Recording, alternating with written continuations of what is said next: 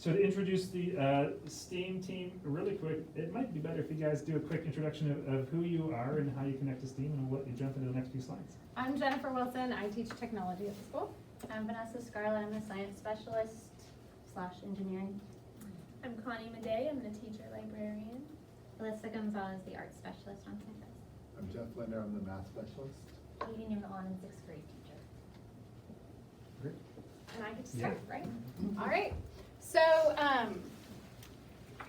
when we go on site visits to other schools and we talk about what their barriers are, we often get some of these as our barriers. And we wanted to just start with kind of what the barriers we have so that you can see why we plan in the way that we plan. So we are so fortunate that resources are not one of our biggest barriers. We have a foundation that supports us tremendously. We have an administration that supports us. When I ask, can I do this? They're like, sure, go for it. So resources are not a part of our barriers. And we are very grateful for that. Our expertise, it's another area where they allow us the time to really become experts in the fields that we want, and not just me in technology, but our teachers as well. So when we are interested in learning about something, or we want to spend some time researching about a new thing that we've heard, or the fact that we get to go to Harvard and understand what this thinking curriculum really means, we feel really grateful that our expertise and our ability to continue to grow in our expertise is not one of our biggest barriers.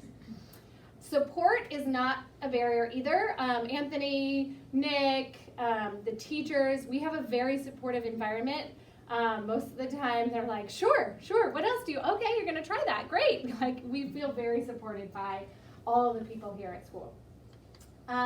Passion, as we start to talk, it's just gonna pour out. You're just gonna see that we can't help but be passionate about this. We love what we do, we love working here, and we love our students. So you'll see that that is something that definitely happens. And we are constantly, continually improving. When Jeff and I first started collaborating before Vanessa was brought on board, it was just like this constant barrage of questions like, why are you doing it that way? I don't understand that. That doesn't make sense to me. I think we should do this. He's like, enough already. So we are constantly doing that with each other as we're thinking about developing curriculum and developing opportunities for our students. Our biggest barrier is time. We have so many amazing programs at the school. I just got to watch my daughter play 2nd grade violin, and it was awesome. But every time we think about adding something in, it's like, what's coming out? Because we can't keep adding without taking things off the table. That's part of the reason that integration is how we think of STEM and STEAM. Because without integration, we would not have time to do all these amazing opportunities that we want to do. So when we're planning and thinking and developing lessons, we're trying to hit as many of those thinking disposition standards that we can at one given moment, so that we can make the most out of that time. Because we don't want to give up our arts program or our PE program or any other program, and we do have a limited amount of time and lots of things to teach and experiences that we could provide. So we're always looking through that lens of time as a barrier as we plan. And our decision making is truly driven by the standards. So there are science and engineering standards, there are math standards, there are literacy standards. They also have the practices, which is really the thinking work.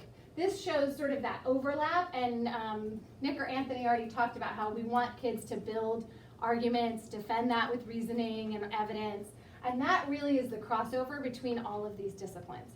A year or so ago, they came out with computer science standards and computer science practices as well, and same overlap. There's the same idea of like building argumentation and understanding how to support that with reasoning and evidence. But when we look at anything, when I look at a robot, I'm like, okay, which standards am I going to be able to hit with that robot? What kind of thinking are they going to be able to do with that? So this is our current K-6 STEAM model. So we have science and engineering units, and those are developed predominantly by Vanessa, but in conjunction with the classroom teachers. And she doesn't teach the entire unit. Sometimes they might see the student, she might see the students once in a 4 or 6 week unit, and most of it's being taught by the classroom teacher. She has these amazingly organized unit plans that teachers can just click and get all of their resources. It is phenomenal. But it's not a one-size-fits-all. So in some schools, they might have like, oh, once a week you go and you do your science and engineering. We didn't feel like that would really allow us to get to the depth of thinking that we wanted. And we needed teachers and the science specialists to be doing this work.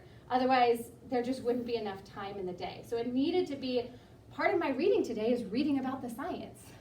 So we needed that integration piece to make this work. So that's sort of the science and engineering piece. We have always used robots in some capacity and sometimes infused into units. This year we did something new since we got more robots thanks to the foundation.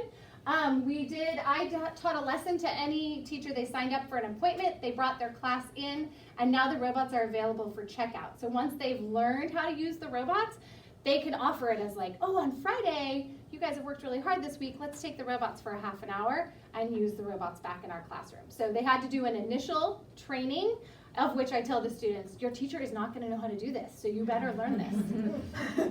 You better be the expert on this one. So that's sort of how our technology is now.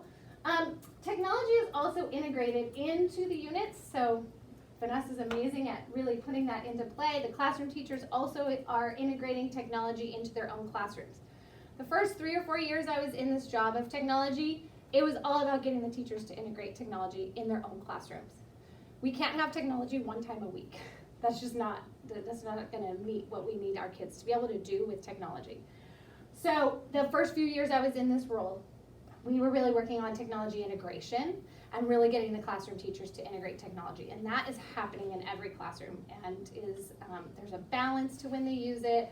They're figuring all that out. They're integrating it into their reading or their writing or their math. So technology is in that. We also felt like there's this whole other thing of computer science and hardware and software, and when does that get taught?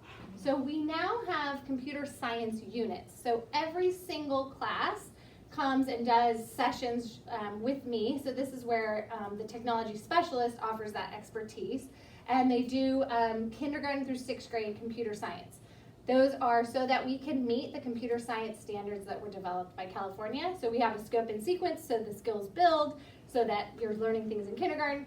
Now, since my 6th graders didn't learn the things that the kindergartners learned, it's going to take a little bit of time. They're doing like what our 3rd graders are doing now, but as we build this out, our 6th graders will be doing even more each year. So on top of that, we also felt like digital citizenship is another thing that, yes, the teacher's going to be talking about that in their own classroom with their rules and what their expectations are, but we also do now digital citizenship assemblies 3 times a year, and I'm trying to be better about sending out communication, so you probably saw an assembly, a notification about that. We've been doing this for years, we just haven't communicated as much to parents about those, and those are developed kindergarten through 6th grade so that there's a build of skills and understanding. So that is our model. Did I miss anything? Okay. Just to do it. And Well, then, I'll sorry. add a little bit. Yeah. So I'm the teacher librarian, and you know the word librarian comes with kind of an image, right? So why is she up here with the STEAM team? Well, I'm actually when she was talking about the argumentation, a big part of what I do is kind of bringing it all together. So I can address the content. I'm actually helping build the research skills. I'm looking at the cross-cutting concepts that are talked about in the unit plan. Everything's integrated. And for the students to really have those skills to be innovators, they need to know how to think about reading and writing across all genres and really being able to analyze and make those connections. So that's where my role fits into the team. So I'm supporting not just the team, but also the teachers as a whole. And if you could go to the next slide, here are some other examples of what STEAM opportunities we have here on campus. So we have the STEAM pathways, which are offered different opportunities at lunchtime. We have the garden club, which is weekly, and multimedia club. If a child is really interested in engineering, 5th and 6th graders they have the opportunity to participate in engineering club. And then as Jennifer mentioned, the classroom robotics and coding is another opportunity. And then we also have built-in olders, youngers engineering challenges where they're also working on building those skills for the habits of mind, working together, working on, a challenge in a new way that they have to actually, support one another through with that age gap as well. So those are really exciting.